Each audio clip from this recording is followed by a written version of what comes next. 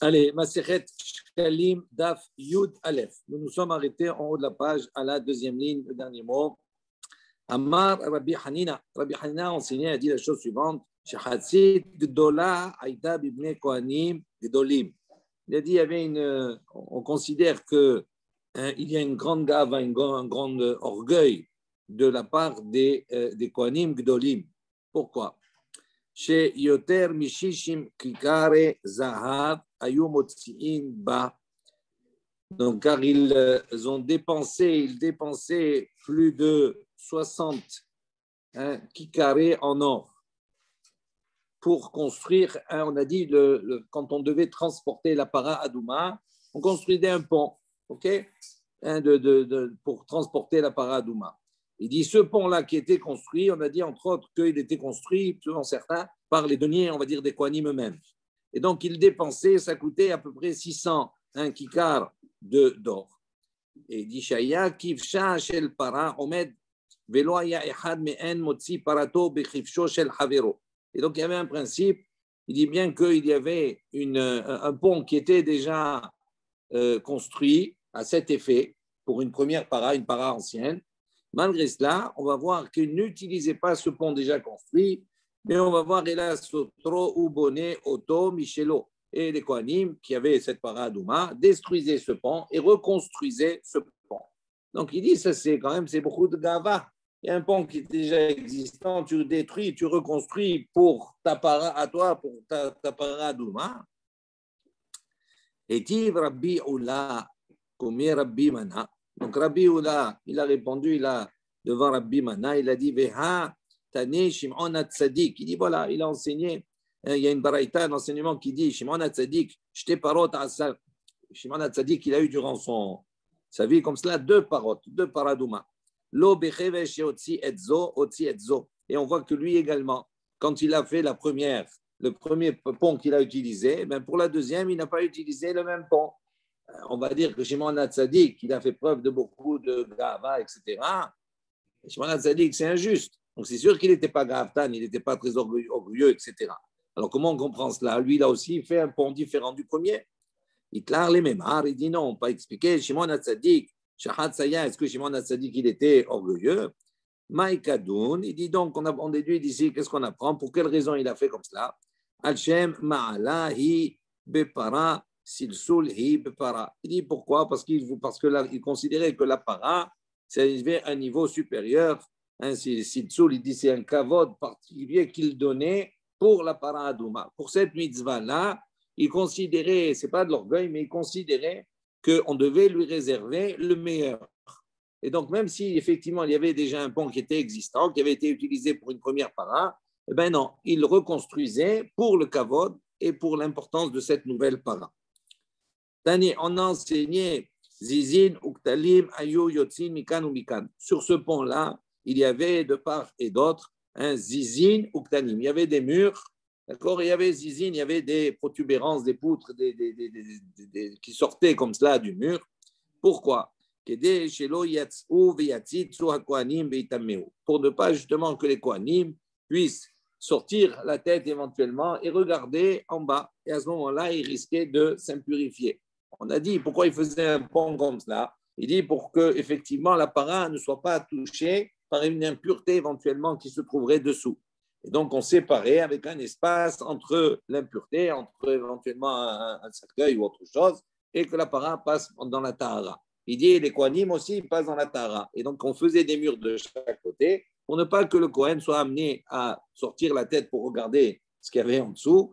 Et donc, il risquait de devenir impur, puisque la touma, elle monte, il n'y a pas de limite, elle monte à des ma'ala, à part dans certaines circonstances. Rabbi Akiva Omer, en mistakerin. Donc, on avait vu dans la Mishnah qu'il y avait une discussion entre Rabbi Ishmael et Rabbi Akiva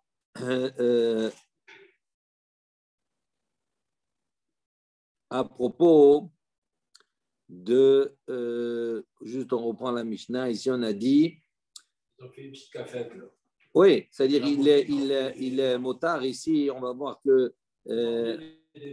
Voilà, motar shirei lishka. Dit ce qui restait des shkalim dans la pièce. Dit maïos, ce qu'ils faisaient avec ça. Et on avait dit yenot, shmanim, slatot. Ils prenaient avec cela, ils achetaient avec cela du vin, des huiles, des farines. Et ils revendaient. Et ce qu'ils revendaient, d'accord, le bénéfice, c'était pour le hekdesh, c'était pour le mikdash. Ça, c'est les propos de Rabbi Ishmael. Donc, Rabbi Ishmael, il dit on pouvait éventuellement faire des bénéfices pour le Hekdesh. Et Rabbi Akiva, il a dit non, on n'a pas le droit de faire des bénéfices sur le Hekdesh. Rabbi Akiva, Omer, en mistakerin mechoudé. Et là, im ratza yeh ha'efsed shelo ve'asechar le Hekdesh mutar. Il dit ok, même si Rabbi Akiva, il a dit on n'a pas le droit de faire de commerce, d'accord, sur le compte du Hekdesh, on ne va pas faire de bénéfices. Il dit, ça dépend. Il y a une situation où on peut lui autoriser. Si maintenant ils veulent, à ce moment-là, il y a une condition. On lui dit, c'est-à-dire, si maintenant, quand tu fais du commerce, tu vas utiliser cet argent-là pour investir, il dit, s'il y a une perte, c'est toi qui dois couvrir la perte. Non, s'il y a un bénéfice, effectivement, c'est pour le Hekdesh. Mais dans cette configuration-là, c'est moutard. Pourquoi? Parce qu'on va dire, on va prendre l'engagement de couvrir de nos propres deniers, de couvrir le hefsed, la perte. Kahada bar zemina. Il dit de la même manière, bar zemina. Donc il avait, lui, il était responsable de la caisse des orphelins. Il dit donc, Rabbi Mana. Il est venu, il a posé la question à Rabbi Mana. Est-ce qu'il peut utiliser cet argent-là qui est destiné pour les orphelins, pour les animes, pour les pauvres, etc. Est-ce qu'il peut l'utiliser pour investir et pour faire du commerce, pour gagner un bénéfice? Amarle lui a dit, In ba'it di ha'efseda ditra ve'agra de tarbenchun share. Il lui a dit, si maintenant tu prends pour toi le hefsed, la perte éventuelle, c'est toi qui la couvres. À ce moment-là, effectivement, il n'y a pas de problème. Et le bénéfice, à ce moment-là, vous partagerez, tu remettras une partie pour les orphelins et une partie pour toi. Il dit, charé, c'est permis. Rabbi Chia bar Ada, on dit que Rabbi Chia bar Ada, hitpakad gabe midal diyatmin ve'avad chen. On dit qu'on rapporte que Rabbi Chia bar Ada, il a fait la même chose, il était responsable également de la caisse concernant les toumim, les orphelins et tout ça, et il a fait comme ça. Ensuite, on avait dit, motar perot. Alors, il y a toute une expression dans la Mishnah qui est un peu particulière. On a dit motar perot, le reste des perot, motamo des fruits. Ok, dans la Mishnah, on a dit ça va aller kayatz amizbeach pour acheter des corbanotes. Quand il n'y a plus de corbanotes, pour ne pas laisser le misbeach sans corbanotes, on a apporté des corbanotes qui étaient des holot, qui étaient des corbanes, des holocaustes. Donc, ça, c'est ce qu'on avait dit. Mais on n'a pas définitivement motar perot, le reste des fruits. De quoi on parle ici exactement? Donc, ici, on nous dit, Matnit, un autre Mishnah, elle va selon l'opinion de Rabbi Ishmael. De Rabbi Chia bar Yosef, Patar Matnita. On dit que Rabbi Chia bar Yosef, il a expliqué notre Mishnah en disant, motar perot, schar le hekdesh. Il dit, qu'est-ce qu'il appelle motar perot, le reste des fruits? De quoi on parle ici? Il dit, schar le hekdesh. Ça veut dire le bénéfice qu'on a. Lorsqu'on a vendu ses huiles, etc., tout cela, et qu'on a gagné un bénéfice, on a dit ça, c'est schar le hekdesh, c'est un bénéfice qui va pour le hekdesh. Il dit, c'est ça ce qu'on appelle schar perot, selon Rabbi Chia bar Yosef. Donc, il donne une définition. Il dit schar perot, selon Rabbi Yitzhak bar Yosef, Rabbi Chia bar Yosef, ça correspond au schar le hekdesh. Motar nesachim, le reste des nesachim, des libations. Il dit Zo Se'a Revi'it. Alors, ça correspond à un Se'a Revi'it. Qu'est-ce que ça veut dire? On dit comme cela. Il dit il y avait d'autres moyens de faire des bénéfices également.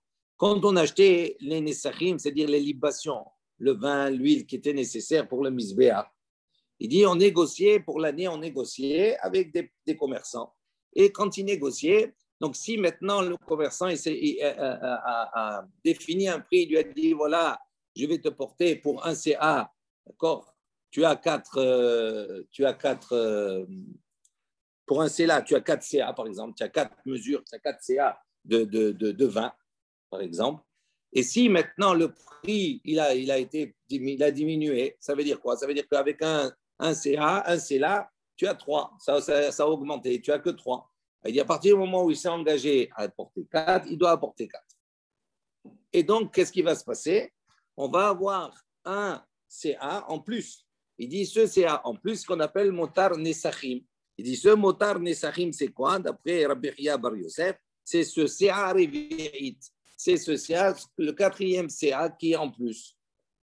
Ça, c'est la définition de Rabbi Chia Bar Yosef. Donc, retenez, Rabbi Chia Bar Yosef, il a dit perot. C'est quoi motar perot? Schar la hekdesh. Et qu'est-ce que c'est motar nesachim? CA revi'it. Rabbi Yochanan, patar matnita. Rabbi Yochanan, il a expliqué notre Mishnah. Il a dit, motar perot, pour lui, pour Rabbi Yochanan, motar perot, c'est quoi le surplus des fruits? Zo CA revi'it. Lui, il dit non. Ça, c'est le motar perot, c'est justement CA revi'it. Ce CA qui est en plus d'accord des nesachim.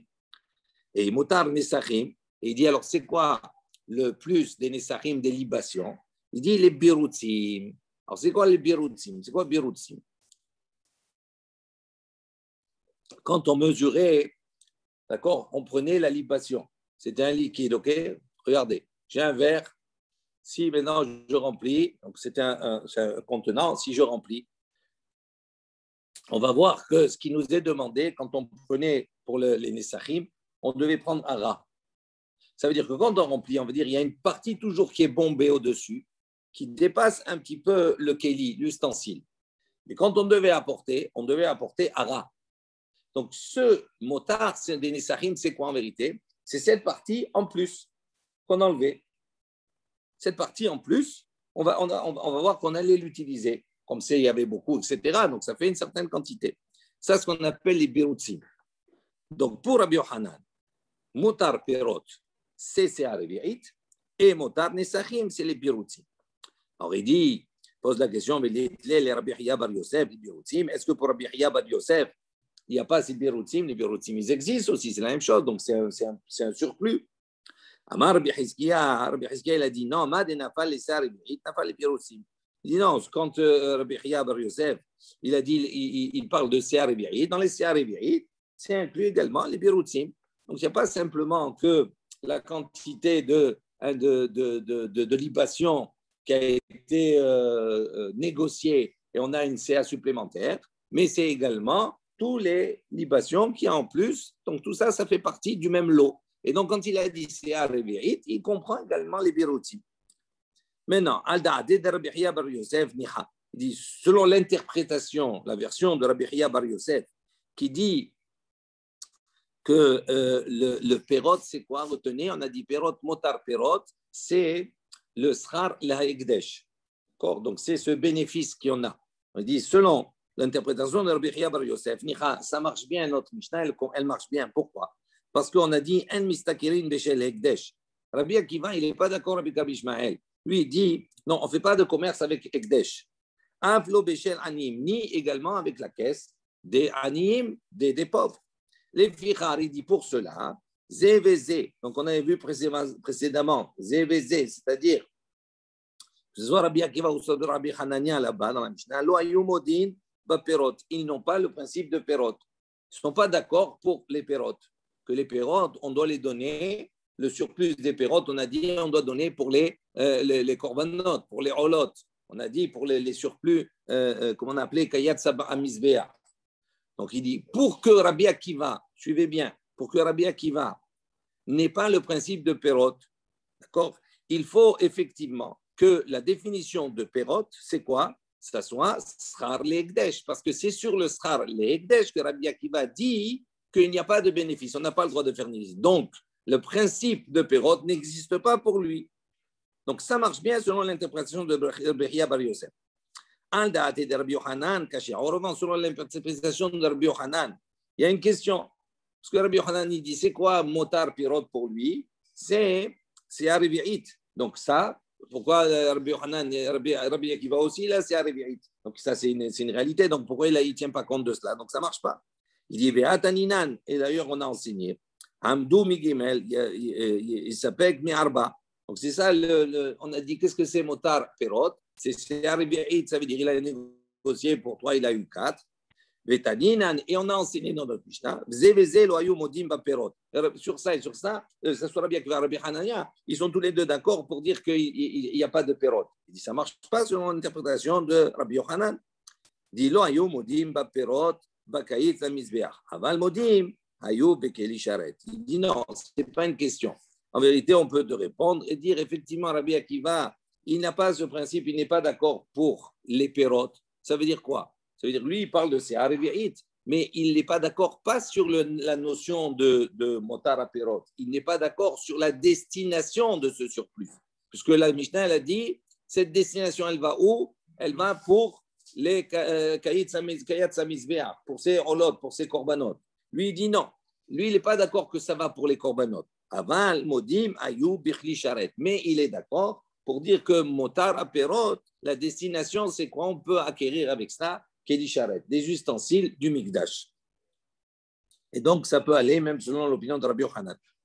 Ad Kedun, il dit maintenant, ça marche bien selon Birutse, Tzibur, Vafilu Birutse, Yahid. Donc, il dit, quand on a dit que le motar Nesachim, on a dit également, on a dit que motar Nesachim, c'est les Birutsim. Birutsim, c'est-à-dire c'est le surplus qu'il y a sur la surface de ces libations. Alors, il dit ça marche bien, Birutsim Tzibur. C'est-à-dire quand on apporte des libations pour un korban public, pour la collectivité, à ce moment-là, eh bien, les Birutsim, effectivement, on peut les utiliser pour la collectivité. Filou Birutse Yahid, mais est-ce que maintenant, ça veut dire que même si on a des corbanotes qui nécessitent des libations d'un particulier, est-ce que ces birutsim, c'est-à-dire ce qui est en surplus, est-ce qu'on peut l'utiliser pour quelque chose qui est de l'ordre de la collectivité? On a dit non, normalement, on n'a pas le droit. Quelque chose qui est personnel, on ne peut pas l'utiliser pour la collectivité. Donc, comment on fait? Comment on gère cela? Il dit, Velonim, c'est où Keli Sharet? Et donc, si on dit comme cela, on va acheter Keli Sharet, quelque chose pour la collectivité. Parce qu'on n'a pas trouvé qu'on pouvait faire l'acquisition des ustensiles du Mikdash avec des dons personnels. C'est uniquement quelque chose qui est lié pour la collectivité. Il dit non, on va répondre comme on a déjà répondu précédemment avec l'exemple Isha chez Astak, Tonet, Levana. On a dit une femme qui a fait, une maman qui a fait pour son fils, pour son mari, peu importe, elle lui a fait Knonet, Levana. Elle a conçu l'habit blanc pour le Kohen Gadol. Il dit que Shera, même si effectivement c'est quelque chose qui vient d'un cadre personnel, on a dit c'est cacher que le Kohen Gadol puisse faire sa avoda avec, ou bilvad, mais à condition, Chitim Serena à la Tzibour, à condition qu'elle donne cet habit au Tzibour, elle le cède complètement à la collectivité. Donc il dit à partir du moment, même si ça vient d'un Yahid, si maintenant il abandonne tout, il donne la totalité à la collectivité, à ce moment-là, c'est valable. Donc, c'est la même chose pour les birutsim. Detaninan, taman. Alors là, je pense qu'il faut, on va prendre la version du Hagaot Hagra que vous avez dans la marche du Gaon de Vilna. Mikan Adlag, etc. Detaninan, taman. Il dit comment enseigner là-bas? Birutselach, Kodesh. On a dit, il y a une discussion là-bas, on dit birutselach, tous les surplus, mais de libation, on va dire, qui sont là, qui sont liquides. Kodesh. Quand on prend le keli sharet, il est Kodesh. Ce qui rentre à l'intérieur, il devient Kodesh. Maintenant, quand on fait rentrer un liquide, le liquide, avant de déborder, entre guillemets, sur la hauteur, il pénètre dans le keli. Donc, à partir du moment où il pénètre dans le keli, même la partie qui est dessus qu'on va enlever, elle est Kodesh. Elle a une Kedusha. Elle a acquis la Kedusha par le fait qu'il soit rentré dans le keli. Quand, en revanche, on va prendre quelque chose comme de la farine et on va mettre la farine, la partie qui va être supérieure, qui va bomber au-dessus, c'est ce qu'on appelle birutsim, cette partie-là, elle n'a jamais été à l'intérieur du keli. Donc, elle est chol. Alors, il dit comme ça, je lis le Hagaot Hagra, et comme ça, il faut lire, selon cette interprétation, bien entendu. Donc, il dit comme cela, on doit dire, Detaninan Taman, on a enseigné là-bas, Birutse la Kodesh, Si le surplus est liquide, c'est Kodesh. Birutse Yavesh. En revanche, le surplus qui est sec, Choulin, il est Chol. Mais lama Birutse, la Kodesh, dit pour quelle raison le surplus, quand il est liquide, il a un statut de Kodesh. Mi pene, parce que chez Midat, Allah, Nis, Nimshach, Mi bifnim. Il dit pourquoi? Parce que quand on a mesuré, quand on a fait rentrer dans le kéli, le liquide, d'accord, il a pénétré à l'intérieur. La main birutse yavesh, il dit pour quelle raison le surplus, quand c'est yavesh, quand c'est sec, c'est son statut, c'est quelque chose qui est profane, qui est chol. Ça veut dire parce que la partie qui est bombée, qui va être au-dessus, ni elle a pénétré l'intérieur, ni l'extérieur. Il dit kol birutse midot halalu. Donc tous ces surplus-là, im yesh zevar acher yekrivena imo. Si maintenant le zevar, le korban, qui était apporté avec, on a porté ces libations ou cette farine-là avec un korban, il dit si le korban il n'était pas soul, à ce moment-là, si on apporte un autre zevar, on peut utiliser un autre korban avec cette libation-là. Veim lanu nifselu belina. Il dit si maintenant il n'y a pas, à ce moment-là, on doit le laisser. Belina, c'est-à-dire passer la nuit, il va devenir pas soul. Veim la, sinon, im kerenu les kayet samizber. Et sinon, il sera vendu pour pouvoir acquérir ces olot, ces korban-là. Ok? Donc c'est comme ça qu'on termine cette Mishnah-là. Halakha Gimel, une nouvelle Mishnah Matnitin, Motar Haktoret. Très intéressant. Le surplus des encens. Juste, on va prendre sur le côté, vous avez Korban Haïda, juste le début pour voir comment on arrive à Motar Haktoret. C'est-à-dire, ce motar, ça veut dire quoi en vérité? C'est quelque chose qui est en plus. On va consacrer la Ktoret, les encens, ok? Et il y en a en plus. Et avec ce plus, on va voir ce qu'on va faire. Il dit notar, un notar, bechol shana. Il dit de quoi on parle ici? Du surplus, de ce qui va rester en plus durant toute l'année. Shen hashana, shen ba motar. Il dit parce qu'il n'y a pas d'année où il n'y a pas un surplus de Ktoret. Pourquoi? Chez Ktoret, aïta chassah. Il dit parce que la Ktoret, on va voir qu'elle était organisée pour 368 manim. Donc, il y avait soit 368 par. Manim, c'est un poids. D'accord? Pourquoi? Comment on calcule 368? Chassa, 365, Kemidian et Motahama. Donc, chaque jour, on apportait de l'encens, une mana d'encens. Donc, pour chaque jour, donc ça fait qu'à l'arrivée à la fin de l'année, il y avait 365 manotes. Et il y avait 368 en vérité, il y avait 3 manotes en plus. Gimel manin, shemehem machnis kohen gadol melochofna biyom kippurim. Et les 3, d'accord, étaient réservés pour le kohen gadol, pour la avoda de Yom Kippour. Mais là-bas également, on va voir velo ayu nichnasim kulam bechofnav. Chofnav, ça veut dire il prenait comme ça une poignée. Il prenait, il devait rentrer dans le migdal, dans le kodesh, dans le echal. Ok? Maintenant, ces 3 manotes-là, ils ne prenaient pas tout. Donc, ils ne prenaient que Melohofnav uniquement. Donc, ça veut dire qu'il y avait un motar et il y avait un reste également de ces 3. Il dit Velo ayonirsin kulam bechofnav ve'od bechol shana. Donc, ça, c'est un premier reste. Donc, il y avait un premier reste qui était issu des 3 qui étaient réservés pour le Kohen Gadol pour Yom Kippour. Donc, lui, il ne prenait qu'une poignée et le reste, il restait. Donc, c'est ça, motar à Ktoret. Ça, c'est le premier reste. Maintenant, il y avait un reste sur toute l'année. Comment? Il dit, Velo ayu nichnasim, etc. Ve'od bechol shana. Il dit également dans toute l'année, Pshuta, haya motar, sheshnat pshuta, yamim, shin nundalet. Il dit pourquoi il y avait un reste? Parce que pour toute l'année, on avait 365. OK? 365. Mais une année pshuta, puisqu'elle était calculée également par rapport à la lune, l'année lunaire, elle a 354. Donc, entre 365 et 354, il y a 11 jours. Donc, ça veut dire qu'il y avait 11 manotes qui restaient encore comme cela, en plus. Donc, à la fin de l'année, on se retrouvait avec un surplus de Ktoret. Maintenant, le problème qu'il y a, c'est une autre notion qu'il faut avoir avant d'aborder la suite, c'est que comme dans toute chose, on ne peut pas utiliser les choses d'une année sur l'autre. Comme on dit, la récolte ancienne, la récolte nouvelle. Les shkalim qui étaient prélevés une année, on ne peut pas les utiliser pour l'autre année. Donc, on faisait une nouvelle récolte chaque année. Là, c'est la même chose. La question qui se pose. Maintenant, cet encens qui restait en surplus, qu'est-ce qu'on en fait? Comment est-ce qu'on peut l'utiliser pour l'année à venir? C'est problématique. Il dit, ma ayu aussi. Qu'est-ce qu'on faisait à-bas? Qu'est-ce qu'on faisait avec? Ma frishim mimena schar ha'umanim. Alors, qu'est-ce qu'on faisait? Regardez bien la gymnastique qu'on faisait avec.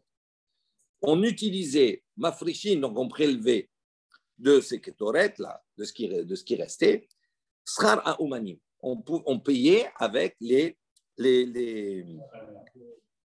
salaire des umanim, des artisans. D'accord? Pour préparer l'encens, etc. Tous les artisans. Umechalelin ota al ma'ot ha'umanim. Alors, comment on faisait? Donc, cette kétorette, c'est kadosh, c'est saint. D'accord? Maintenant, je ne peux pas payer les umanim avec, parce que c'est kadosh. Donc, qu'est-ce que je fais? Il dit, mechulalin ota, on va maintenant faire passer la gdusha de cette kétorette, al ma'ot, sur de l'argent qu'on va donner, sur de l'argent des umanim qui était réservé normalement pour payer les artisans. Venotnim otan la umanim. Une fois qu'on a fait passer la gdusha de la kétorette sur l'argent, cette kétorelle, elle devient profane. Donc, à ce moment-là, je donne en tant que salaire aux umanim, aux artisans, je lui donne la kétorette. En tant que, attends 2 secondes, laisse-moi finir. En tant que salaire.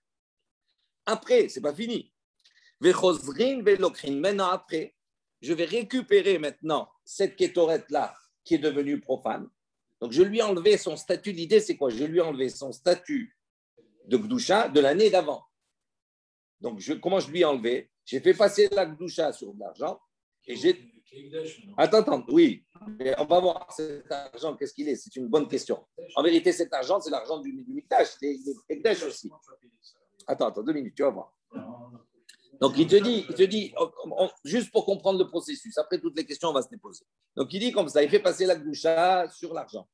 Et il donne en tant que salaire la Ktoret, qui est profane maintenant.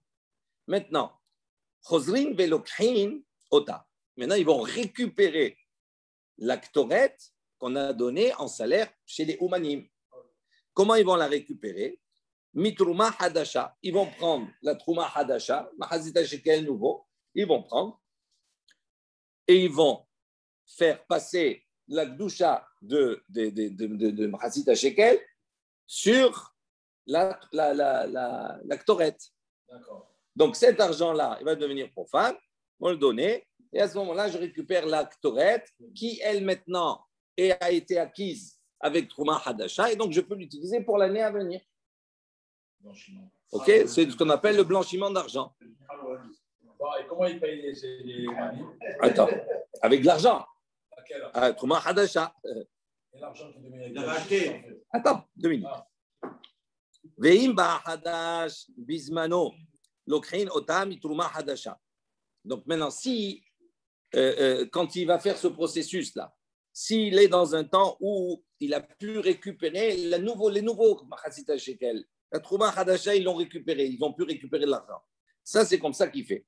Et si maintenant il n'a pas de la Trouma Hadasha, ils n'ont pas encore récupéré Mahazita Shekel nouveau, à ce moment-là, il fait tout ce processus Mina Yeshena, avec la Trouma Yeshena, ça veut dire avec les Shkalim qui restent. OK? Maintenant, ça c'est la Mishnah. Gemara. Lo nimtsa hekdesh mithalel hal hekdesh. Ketzado ose. Il dit non, c'est problématique ton système. Pourquoi? Parce que quelque chose qui est hekdesh, on ne peut pas le racheter avec quelque chose qui est hekdesh. C'est-à-dire quand tu as dit maintenant la gdusha de la Ktoret, je la fais passer sur l'argent. L'argent que je dois donner au manim, c'est l'argent du hekdesh. Donc l'argent, soit elle est hekdesh, elle est sanctifiée. Donc l'argent, elle est sanctifiée. Et toi, tu veux faire passer la gdusha des Ktoret, des encens sur de l'argent qui est sanctifié. Quelque chose qui est sanctifié. Il ne peut pas supporter de gdushot, on l'avait vu ça précédemment. Il ne peut pas supporter de gdushot. Alors, Kesado, c'est comment on fait à ce moment-là? Amar Rabbi Shimon ben Bisna, Rabbi Shimon ben Bisna, il a dit, Mevi ma'ot ou mechalelin ala binyan. Il apporte l'argent du Ekdesh, d'accord? Et il est mechalelim, il va rendre profane cet argent à la binyan. Ça veut dire quoi?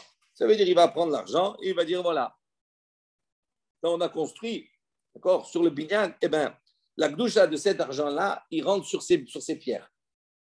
Avec la bouche, il dit. Donc à ce moment-là, ces pierres-là, qui sont dans le binyan pour la construction du Mishkan, la construction du tabernacle, du Beit Mikdash, la construction de Yerushalayim, il dit à ce moment-là, eh bien, toute la gdoucha de cet argent, elle place sur les pierres, sur les binyan.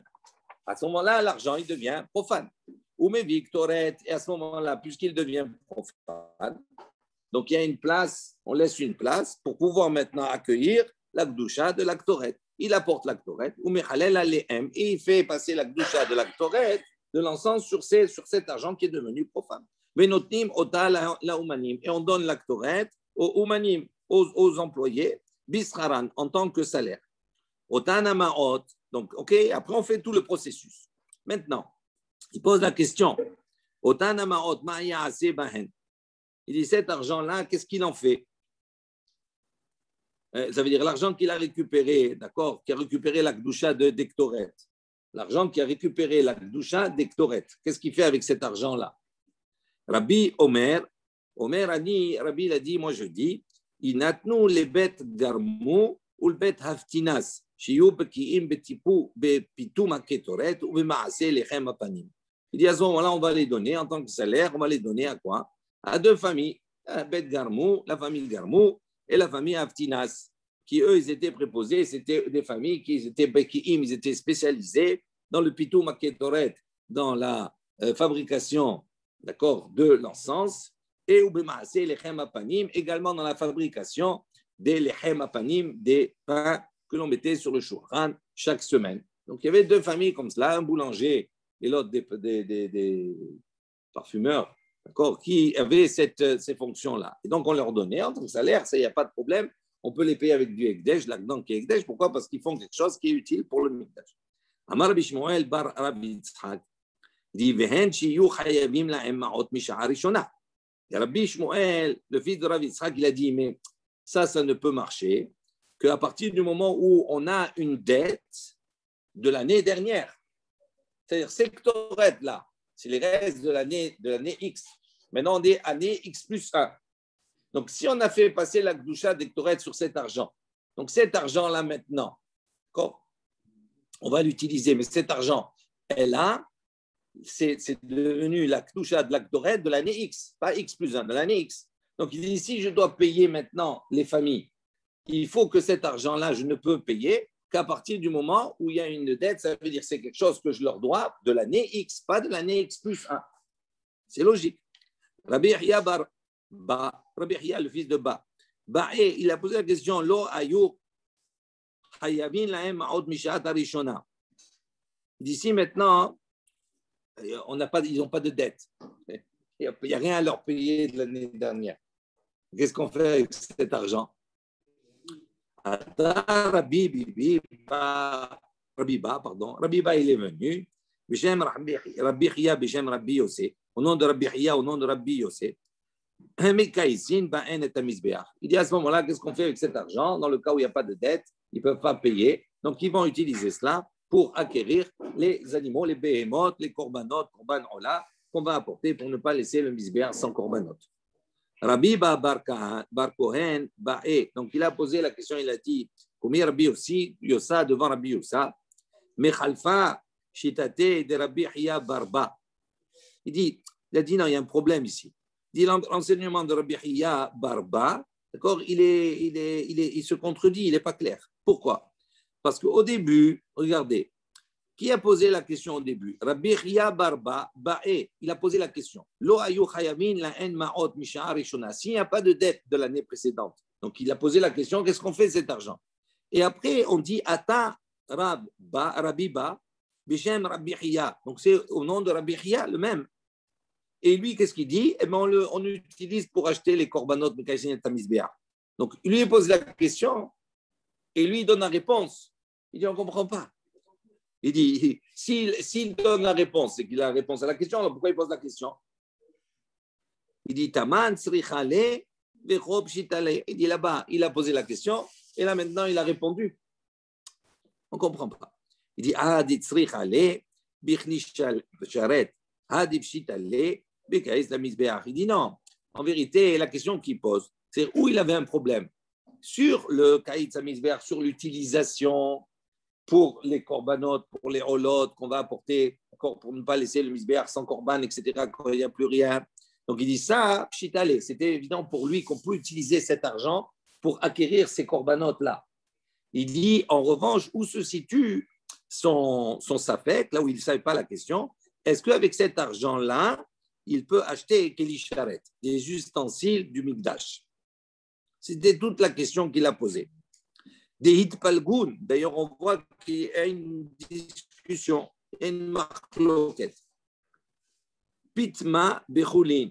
Si maintenant, quelqu'un, il a confectionné, il a fabriqué l'encens bechulin dans un keli, dans un ustensile profane. Est-ce qu'on peut l'utiliser, cet encens? Parce qu'il ne faut pas le mettre d'utiliser un keli qui est sacré pour faire le pitom, pour faire la ktoret. D'ici maintenant, un pitma bechulin, il a fait la fabrication, d'accord, dans un keli qui est chol. Rabbi aussi be Rabbi Hanina Amar Psula. Selon Rabbi aussi, de la maison de Rabbi Hanina, lui il a dit c'est pas soul. On ne peut pas utiliser cet encens-là pour le misbéach. Rabbi Yoshua ben Levi Amar, Rabbi Yoshua ben Levi il a dit Shera, c'est caché, on peut l'utiliser. Ma ta'ama de Rabbi Yossé bar Rabbi Hanina be Rabbi Hanina. Il dit quelle est la raison de Rabbi Yossé dans la maison de Rabbi Hanina de la Shiva? Il dit parce que c'est marqué dans le passou Kodesh hi. Après l'encens c'est marqué Kodesh hi. Qu'est-ce que ça veut dire Kodesh hi? Lui il sera saint. Il dit Shete'e Haviata be Kodesh. C'est Kodesh hi, on peut préciser que sa réalisation elle doit être faite be Kodesh. C'est-à-dire dans quelque chose qui est saint. Ça veut dire quoi? Dans un keli charet. S'il n'a pas été fait dans un keli charet, on ne peut pas, la Torah elle avait précisé Kodeshi. Il dit Maïtama de Rabbi Yoshua ben Levi, quelle est l'opinion de Rabbi Yoshua ben Levi qui a dit non, c'est permis? Il dit Kodeshi, c'est marqué Kodeshi. Pourquoi? J'étais Ba'a Mitoumat Alishka.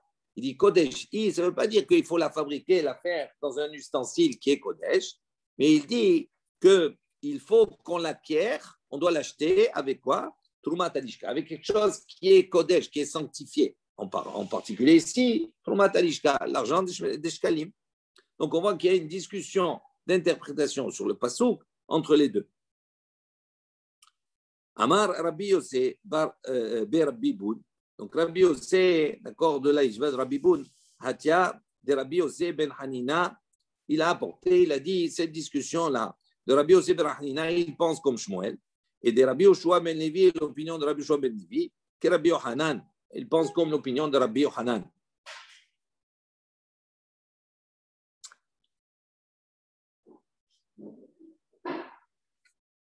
Détaninan, il dit comme on a enseigné, Hamagdish Nechasav Ve'ayu Ba'en Varim Ra'ouy les Korbanot Sibur. D'ici quelqu'un maintenant, Magdish Nechasav, il a sanctifié ses biens. Tous ses biens, il les a sanctifiés pour le Mikdash. Ve'ayu Ba'en, il dit là-bas, parmi ses biens, il y a Dvarim, il y a des choses, Re'ouyim les Korbanot Sibur. Il y a des choses qui sont convenables pour être apportées à la collectivité, en tant que sacrifice pour la collectivité. Rabbi Yochanan Amar, Ktoret. Rabbi Yochanan, il a dit quelles sont ces choses qui sont susceptibles d'être apportées pour la collectivité. Il dit, on parle là-bas de Ktoret. Donc, si on parle de Ktoret, ça veut dire quoi? Ça veut dire qu'on peut trouver de la Ktoret chez un particulier. Donc, chez un particulier, ça veut dire quoi? Ça veut dire qu'il n'a pas été fait dans Keli Sharet, qu'il n'a pas été fait dans des ustensiles qui étaient sacrés. Donc, ça viendrait aller dans le même sens, d'accord, que Rabbi Yoshua ben Levi, qui dit qu'on peut fabriquer de l'encens, d'accord, même si c'est dans des Keli chol, profanes, et c'est valable. La preuve, c'est qu'on voit ici, qu'on dit de quoi on parle ici, quelque chose qui est susceptible d'être amené en korban, pour le tzibour, c'est-à-dire pour la collectivité. Et on a dit c'est les ktoret. C'est une preuve que ça va selon l'opinion de Rabbi Yoshua ben Levi. Amar Rabbi Oshaya, Rabbi dit non, tipater, be'uman, Michel Bet, il y en a qui le sautent ça, Michel Bet Aftinas, Shayan, Hotel Bischaro. Donc il dit, tu peux répondre en disant non, ce n'est pas une preuve d'ici que c'est quelque chose qui a été fabriqué dans des kélis qui étaient profanes. Il dit non, peut-être que lui, c'était un ouman, c'était l'ouvrier de la maison, d'accord, de Bet Aftinaz, de ceux qui étaient préposés à fabriquer, d'accord, l'encens. Chez un hôtel Bissaro. Et eux lui ont donné en tant que salaire, puisqu'il était ouman, ils lui ont donné de l'encens. Donc ça veut dire qu'en amont, c'est de l'encens qui a été fabriqué dans des ustensiles qui étaient sacrés. Donc on voit ici. Donc, c'est pas ce qu'il prétend Rabbi Yochanan. Deux. Rabbi Yochanan ne laisse pas comprendre que ce bonhomme, c'était un salarié qui a reçu un cadeau. Alors, non, justement. Nous, qu'est-ce qu'on essaie de tendre? On essaie de dire que Rabbi Yosef ben Hanina, il pense comme Shmuel. Et que Rabbi Yoshua ben Nivi, il pense comme Rabbi Yochanan. Donc, d'où on essaie de prouver que Rabbi Yoshua, oui, c'est ce qui est marqué. Rabbi Yoshua ben Levi, il pense que la Torah, elle peut venir que dans le truc Kodesh. Non. Bon, alors, il pense que n'importe qui peut amener alors. Ça veut dire, est-ce que si la Torah, elle a été faite dans un Kélichol, est-ce que c'est valable? Pour Rabbi Yoshua ben Levi, oui. Et il dit, c'est pour ça qu'on tend à dire que Rabbi Yoshua ben Levi, il va comme l'opinion de Rabbi Yochanan selon cet exemple. Pourquoi maintenant on cherche à expliquer que non, en vérité, c'est pas quelqu'un qui a... Alors, ça veut dire, on tend à dire qu'il va selon le même Tana que Rabbi Yochanan, mais en s'appuyant sur cet enseignement. Et qu'est-ce qu'on fait? On dit non, il n'y a pas une preuve en vérité, ce n'est pas flagrant la preuve. Ok, tu peux l'expliquer comme cela. Moi, je peux te donner une autre explication en te disant que cette personne-là qui a dédié ses biens, c'était le Ouman, il a travaillé chez la famille de parfumeurs et on lui a fait cadeau de Torette qui a été sanctifié dans un kéli qui était kadosh. Donc, il n'y a pas une preuve, ce n'est pas flagrant. Donc, on repousse cette volonté impérative de faire aller Rabbi Yoshua comme Rabbi Yochanan. Et on va voir aussi, Rabbi Yossi Rabbi Hanina qui Shmuel, on dit que quoi? Que certainement Rabbi Yossi Rabbi Hanina qui lui a dit c'est pas soul, si on l'a fabriqué dans un kélichol, c'est pas soul. Et on veut tendre et dire qu'il va comme l'opinion de Shmuel. De Amar, d'où on voit l'opinion de Shmuel. De Amar Ravuna Beshem Shmuel. On voit que Ravuna Beshem Shmuel, au nom de Shmuel, il a enseigné, il a dit Martechet, Asu Ota, Kichli Sharet le Kadesh. Donc il dit, lui, il pense Shmuel, Martechet le pilon, d'accord? Asu Ota. Donc on doit le rendre ce pilon. La Kichli Sharet, c'est comme si c'est un Keli Sharet, la Kodesh. Donc ça veut dire qu'on voit qu'il insiste, il faut qu'il ait une Kedusha. Donc, ça veut dire qu'on voit ici que Shmuel pense que pour pouvoir fabriquer l'encens, le martéchet, le pilon, également, il faut qu'il soit Kodesh.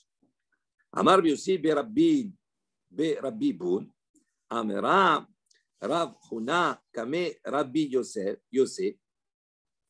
Davar Shekadash Bichli Sharet Nipade Nifde. Donc, il dit comme ça, Rabbi Yosef Berabbi de la yeshiva de Rabbi Boun. Il a dit, donc, Rabbi, au nom de Rabbi Huna, devant Rabbi Yosef, il dit, Davar Shekadash Bichli Sharet, Nipade, est-ce que maintenant, quelque chose qui a été sanctifié, d'accord, dans l'ustensile du Mikdash, il dit, Nipade, est-ce que vraiment on peut le racheter? Il dit, pourquoi? Parce que qu'est-ce qu'il y a dedans, la torette, etc. Il est sanctifié dans son goût. C'est l'objet lui-même qui est sanctifié. Donc, il y en a un principe que quand il y a une doucha dans le gouffre, tu ne peux pas être podé, tu ne peux pas le racheter. Alors, il dit, comment il peut racheter maintenant cette torette-là, comme on a dit précédemment, tout le processus? Oui, mais ça ne fait rien. Pas le kéli, le motard. Oui, mais le motard. Le kéli reste kadosh. Pas le kéli, je parle de à partir du moment où ils rentrent dans le kéli. Ces ktorettes-là, ils sont entrés dans le kéli. Donc, ces ktorettes-là, ils deviennent kadosh. Donc, à partir du moment où ils sont kadosh, mais quoi? Dans leur essence, dans le gouffre, ils deviennent kadosh. Ouais. D'accord? Donc, à partir du moment où ils deviennent kadosh dans le gouffre, tu ne peux pas le racheter. Ah, ben oui, c'est ça la question qu'il pose. Il dit, comment tu peux racheter? Amar les vélo d'Ishmoel, il lui a dit, mais ce n'est pas selon l'opinion de Shmuel. Dit Shmuel Amar, si c'est pas selon l'opinion de Shmuel, que lui, il insiste que quoi? Que ça soit fait dans un Keli Sharet. Alors, il dit, comment c'est possible qu'il soit racheté? Il dit Shmuel Amar, Kal ou Bemota. Il dit non. Il dit ok, ce principe-là, c'est pour la Ktoret elle-même. Il dit maintenant, on va voir que les Chachamim, ils ont fait une coula, ils ont été plus mekil, plus souples concernant le motard, concernant le plus. Il dit dans le plus, à ce moment-là, effectivement, il y a une coula qui fait qu'on peut le racheter. D'où on voit, Deit Palgoun, Il dit, on voit, il y a une discussion, une marloquette. Otiru temimim. Si maintenant, on a un plus des korban tamid, temimin, pas de korban tamid, pardon, des temimin, ça veut dire des korbanot qu'on a apportés, d'accord? On a consacré les korbanot pour l'année, etc., tout cela. Et on se retrouve avec des korbanot qui sont consacrés, qu'on n'a pas apportés, et qui sont tmimim. Ça veut dire quoi? Ils sont sans défaut. Un korban qui est sans défaut, je ne peux pas le racheter. On est d'accord? Il faut attendre qu'il ait un moum. S'il a un moum, à ce moment-là, je peux le racheter. Mais s'il est sans moum, alors maintenant, il dit qu'on a envoyé une marloquette. Rotirut mimim. Si maintenant on a les korbanon, qui sont des korbanot en plus qu'on n'a pas utilisés, maintenant ils sont mimim, c'est-à-dire ils sont parfaits, il n'y a pas de défaut. Qu'est-ce qu'on fait? Shmuel Amar, Nipadin, Kit mimim. Shmuel dit on les rachète, d'accord? Même s'ils sont mimim, même s'ils sont sans défaut. Vers Rabbi Yochanan. Oui, il y a une coula là aussi. Alors, on va voir pourquoi. Parce que c'est la coula du motard. Parce que le principe, sur la base, il n'y a pas de coula. Mais sur le motard, il y a une coula. Alors, il dit, c'est ça qu'on veut démontrer. Attends, c'est ça qu'on veut démontrer. C'est ça qu'on veut démontrer. Il dit pourquoi? Parce que maintenant, ces corbanotes-là, comme ils sont mimim, je ne peux pas les utiliser. Parce que c'est fini, c'est en plus. Alors, qu'est-ce qu'on fait? Je ne vais pas l'utiliser. Je ne peux pas laisser un korban tamid comme ça. Alors, attends. Alors, regardez, la discussion, elle est sur ce sujet. De la discussion de ce sujet, je vais apprendre que effectivement, Shmuel, il est Mekil. Alors, où est la discussion de ce sujet? Il dit comme ça, Otirut mimim. Shmuel Amar. L'opinion de Shmuel, c'est quoi? Nipadin kit mimim. Malgré qu'ils soient comme tmimim, on les rachète. Et Rabbi Yochanan Amar. Et Rabbi Yochanan, il dit Nipadin kipsoule amukdashim. Ils sont rachetés. Kipsoule amukdashim, ça veut dire quoi? Il faut attendre qu'il y ait un psoul. Ils peuvent être achetés uniquement que s'ils sont psoulés atmimim. Ça veut dire qu'il faut attendre qu'il ait un pasoul, qu'il ait un moum. Une fois qu'il a un moum, à ce moment-là, je peux le racheter. Mais s'il n'a pas de moum, pour Rabbi Hanan, je n'ai pas le droit de le racheter. Otiru se'irim, la même chose. Les restes des se'irim, c'est-à-dire des korbanot hatat. Al da'ate di Shmuel, selon l'opinion de Shmuel. Im ola nifdit lo kol sheken hatat. Il dit si maintenant selon l'opinion de Shmuel, si déjà ola, c'est-à-dire un korban ola nifdit, c'est-à-dire que c'est quelque chose qui peut être acheté. Il dit à plus forte raison un hatat, à plus forte raison que je peux racheter un hatat. Al da'ate de Rabbi Yochanan, selon l'opinion de Rabbi Yochanan, Amar Rabbi Zera. Donc, il a dit Rabbi Zera, au nom de Rabbi Zera, Yir'ou. À ce moment-là, on ne peut pas. Le hatat, on ne peut pas le racheter. D'accord? Donc, on va le laisser paître. Et quand il va avoir un moum, etc., il va mourir comme ça. Amar Rabbi Shmuel, bar Rav Yitzhak. Rabbi Shmuel, il a dit au nom de le fils de Rav Yitzhak, pardon, Mekaitzin ba'en et amizbea. Il a dit, non, on va utiliser ces corbanotes-là pour, en tant que hola, le hatat là, au lieu de le laisser paître, etc. Il dit non, on va l'utiliser pour apporter le korban en plus sur le misbéach quand il n'y en a plus. Mais quand il n'y en a plus, les corbanotes qu'on apporte, c'est des holot. C'est le statut de hola. Et lui, qu'est-ce qu'il dit, Rabbi Shmuel bar Rav Yitzhak? Il dit, mais ce khatat, là, on l'apporte en tant, on ne peut pas le racheter, mais on l'apporte en tant que kayet sa misbéach. Il dit, le kashia. Il dit, il y a une question. Yesh khatat chez Kereva, hola. Il dit, comment on peut un korban hatat, est-ce que je peux l'apporter en tant que hola? Le hatat, il est consommé par le Kohen, etc. Le hola, il est brûlé totalement. Je ne peux pas le dénaturer de cette manière. Amar Rabbi Youssa. Rabbi Youssa, il a dit non. C'est un enseignement comme ça. She'en korbanot tzibur nikba'in et la bishchita. Il y a un principe. Les korban tzibur, le korban public, collectif, il n'a de valeur qu'à partir du moment, il est fixé qu'à partir du moment de la shrita. C'est-à-dire, c'est au moment de la shrita qu'on va fixer si un hola, hatat, etc. Mais tant que ça va faire la shrita, même si tu l'as dédié à hatat, ben, tu peux l'apporter en tant que hola. Il n'y a pas de problème. Il dit Amar Bihia, Tanya Beddin ou Alamotar, Shikarvu Olod. Et donc Rabbi Hiya, il dit Beddin, le Bedin, il a fait une condition. À la mota, il a mis une nuance sur les restes. C'est tous ces principes qu'on a vus, c'est dans des cadres normaux. Mais quand on est dans un cadre de motard, on voit, comme on a vu, Shmuel, le Bedin, il a fait une kula, que quoi, que même si c'est un hatat, on peut l'apporter en tant que ola, parce que c'est un motard, parce que c'est le surplus. OK? Voilà, on va s'arrêter ici.